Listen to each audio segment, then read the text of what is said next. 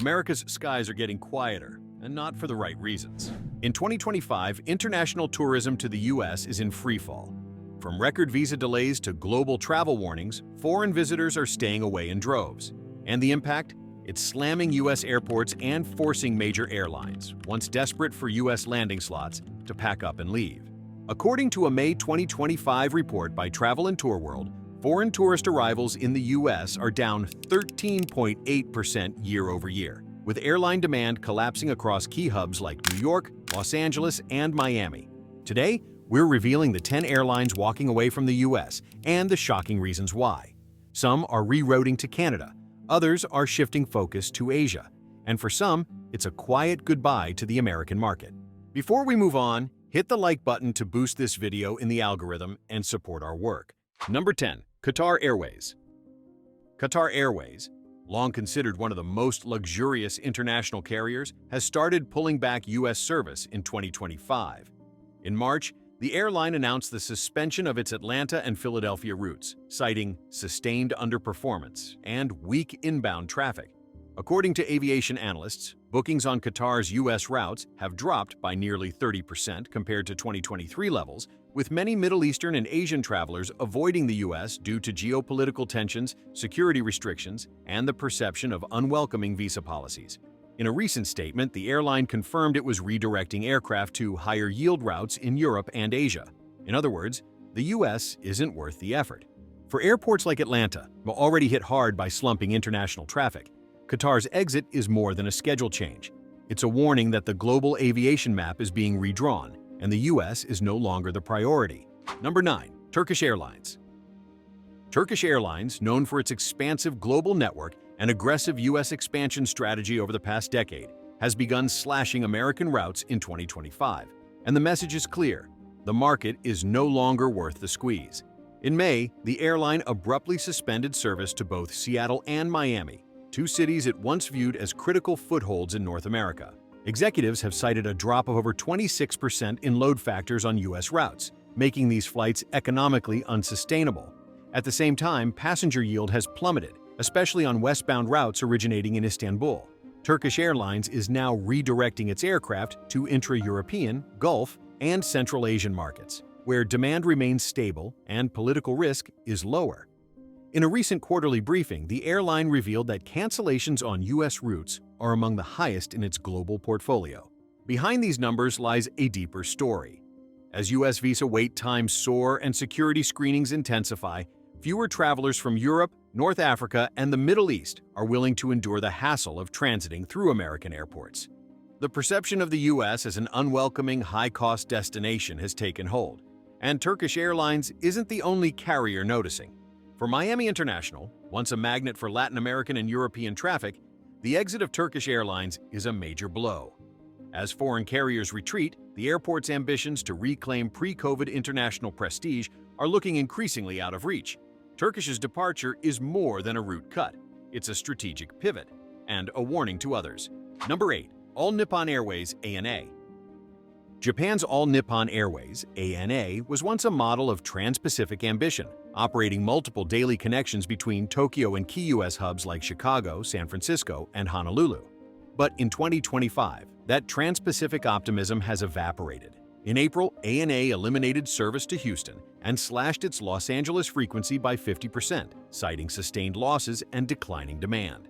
The airline is responding to a 15.5% drop in U.S.-bound Japanese tourism since January, according to Travel and Tour World. With the Japanese yen weak and U.S. travel costs climbing higher due to inflation and visa delays, Japanese leisure and business travelers alike are looking elsewhere. Southeast Asia, South Korea, and even Australia have become more appealing, both financially and logistically. ANA executives have stated publicly that their U.S. routes, with the exception of a few core services to New York and San Francisco, are no longer strategically justified. Internally, sources report that ANA is reallocating long-haul aircraft to boost capacity in Australia, Thailand, and Vietnam, where margins are higher and political tensions with China are fueling regional demand. For U.S. airports, especially those that once relied heavily on Japanese carriers to drive foot traffic and retail sales, this pullback is a wake-up call. Terminal lounges are emptier, duty-free sales are down, and regional tourism boards are scrambling to find alternatives. The age of guaranteed inbound traffic from Japan, once a cornerstone of US-Asia connectivity, may be ending faster than anyone expected.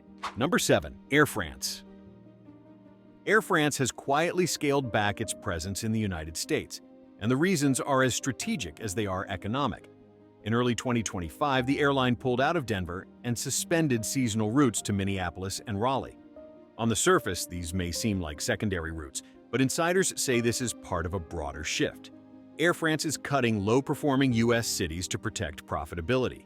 In fact, according to the airline's Q1 earnings, transatlantic capacity to the U.S. is down 18% compared to last year.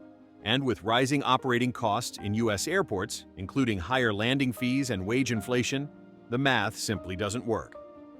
Air France CEO Anne Rigail said in a February interview, "We are reallocating resources to regions with more reliable growth trajectories." Translation? The U.S. is no longer a guaranteed win. Another factor is growing competition from Middle Eastern and low-cost European carriers on long-haul routes.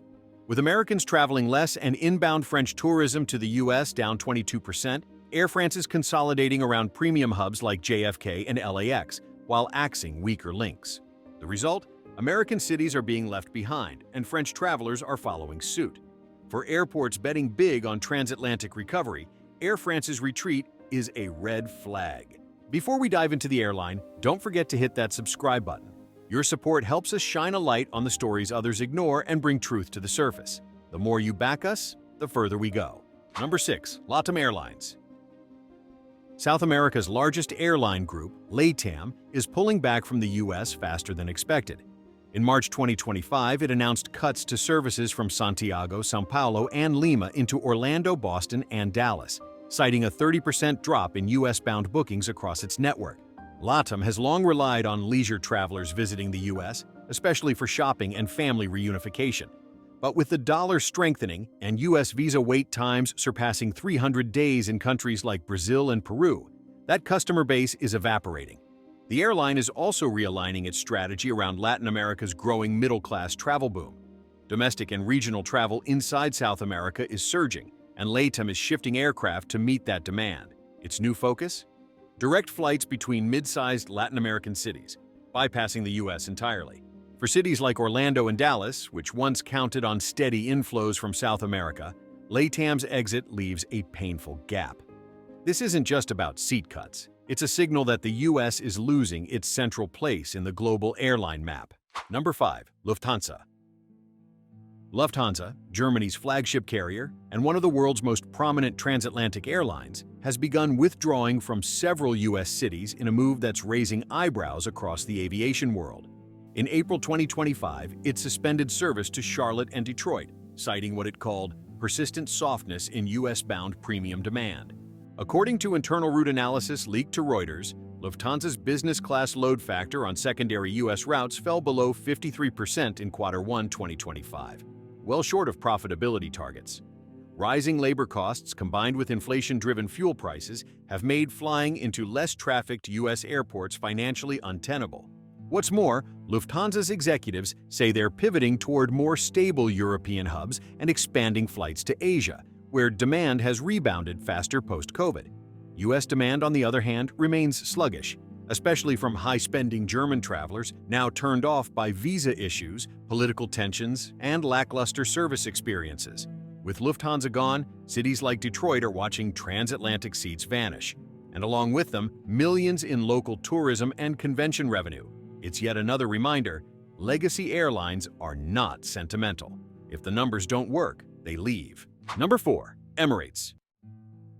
For years, Emirates was the envy of global carriers, gleaming jets, full cabins, and an aggressive U.S. expansion strategy. But in 2025, the Dubai-based giant is scaling back. It has already pulled out of Fort Lauderdale and is cutting frequency in Chicago and Boston by up to 40%. The reasons are multifaceted: a global slowdown in luxury travel, Middle Eastern geopolitical tensions, and, most critically, a steep decline in connecting passengers using the U.S. as a stopover. Emirates' U.S. routes were heavily reliant on feeder traffic from Africa, India, and Southeast Asia, all regions now favoring direct links to Europe or Asia over time-consuming U.S. layovers. Additionally, Emirates is feeling the pressure from rising U.S. airport fees and regulatory uncertainty. Executives have stated that U.S. expansion no longer aligns with our profitability model, and they've started redeploying A380s and Boeing 777s to Asia-Pacific and European destinations. For U.S. airports, especially those that invested millions in Emirates-specific facilities and luxury lounges, this retreat is more than a loss of service. It's a dramatic pullback from one of the most globally admired brands in aviation. Number 3. Korean Air. Korean Air, once a steady player in the U.S.-Asia corridor, is now retreating. In May 2025, the airline confirmed it will suspend service to Las Vegas and reduce flights to Dallas, Fort Worth, and Atlanta by nearly 45%. The reason? Plunging demand from Korean travelers. With the South Korean won weakened and U.S. travel costs surging, bookings from Seoul to U.S. cities have fallen sharply. According to Korea's Ministry of Culture, Sports and Tourism, outbound travel to the U.S. declined 29% in Q1 2025 alone. Korean Air's U.S. operations have also been hit by decreased cargo volumes and rising crew costs.